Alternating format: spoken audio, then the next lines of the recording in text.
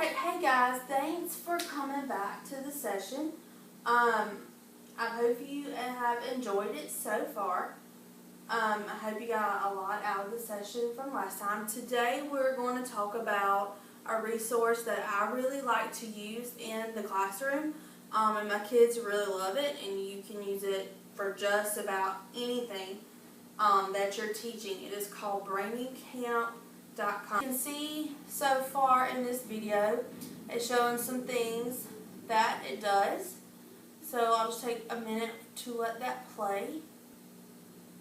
So this time is doing equations, so solving equations. So you see that it goes up to even past elementary school stuff. It does really high level stuff, so it works for even middle school students. It's not just an elementary level resource. Here we have the base 10 blocks with a place value chart. So here we can go down to kindergarten. Alright, you come over here to manipulatives, click on that. And these are all the manipulatives it offers. So you see it offers a variety of things, from algebra tiles to a coordinate board, linking cubes, fraction tiles, pattern blocks, all the different kind of things you can use with your kids.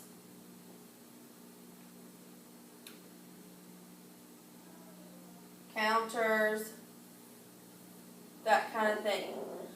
With your kids, you can get 30 days free before you have to pay.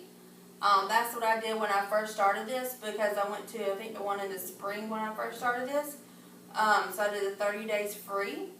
And what I do is, not exactly legal, but it works. I create an account, and all my kids use the same username and same password for the account. Because I'm having to pay for it myself right now, and not exactly cheap. So that's just what I do. But it is a great resource. So we just bookmark it. I have my kids type in the website, and we go to log in and have them type in the email and the password, and we click log in again, and it will come up. Now this time, and it will show you your manipulatives right there on your dashboard. This time, because I had bought a manipulative last year, they gave me a 90-day trial of all the other ones, which was really nice. So we've been using a lot of those. But the biggest one I use is the fraction tile. So I will show you what that is. So you click on it, and it brings you all the fraction tiles, which we all have these just about in our My Math things. But it really helps save it, dragging all those out and give them to your kids. And so this is how it works. You just click on it, and it drags it out. And you can just drag it around.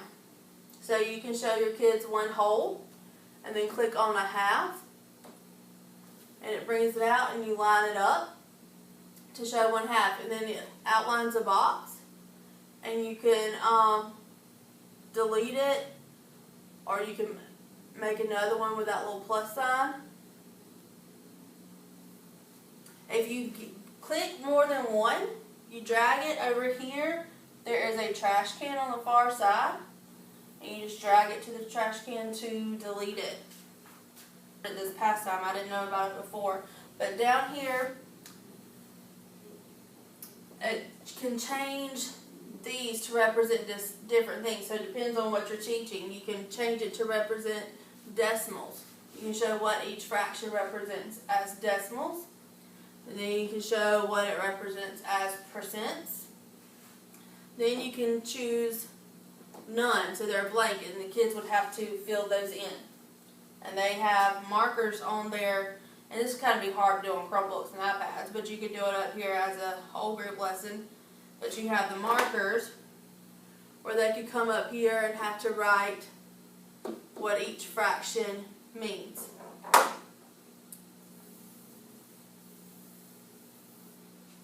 And also, you can come right here down to this arrow right here, and you can actually change the background. You can have tiles. You can change it to a number line, so represent fractions on a number line. We did that a lot. And these arrows decrease the fractions or increase the fractions.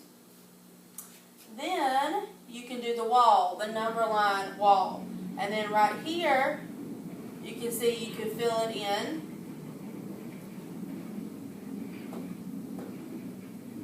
You can fill it in right there. And it fills it in for you. And this is really good to show them equivalent fractions, simplifying fractions, mixed numbers, improper fractions. This is really good to show them that, because you can actually move this black line right here and you can line it up and you will be able to see what's equal to a half, 2 4s, 3 6, 4 8s, 5 10, 6 12s. You would be able to see that. Then you can have the blank wall and they would have to fill it in as a challenge. And you can do. So here, resources. It actually gives you lessons for teachers. So you can come in here and find lesson plans.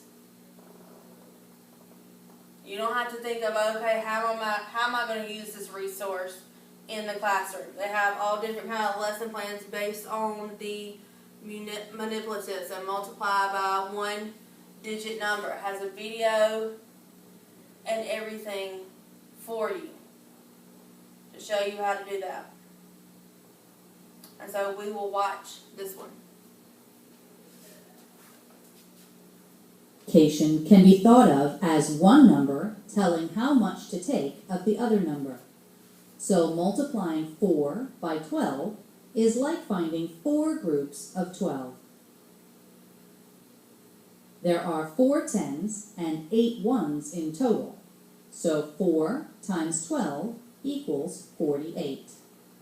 Multiplication can also be thought of as finding 4 rows of 12. The length 12 can be decomposed into 1 10 and 2 1s. So 4 times 12 can be thought of as 4 times 10 plus 4 times 2, or 40 plus 8, or 48. To find products quickly, line up the factors along their ones place. Multiply the ones, multiply the tens, and then add the partial products.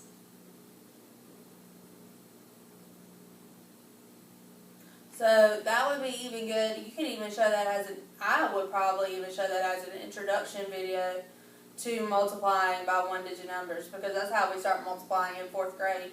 So I would probably even use that as an introduction to the lesson, to even show how, okay, this is how we're going to be using Braining Camp today, using our virtual manipulatives, but also how to introduce how to even use the breaking apart strategy. That was a really good video to do that.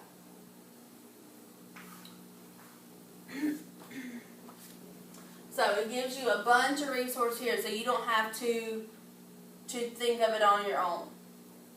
You have a bunch to pull from for every resource. Okay? So this is something I really like and my kids really like. And I put it in the Google Classroom, and my kids can use it at any point in time during their work during independent work to help them.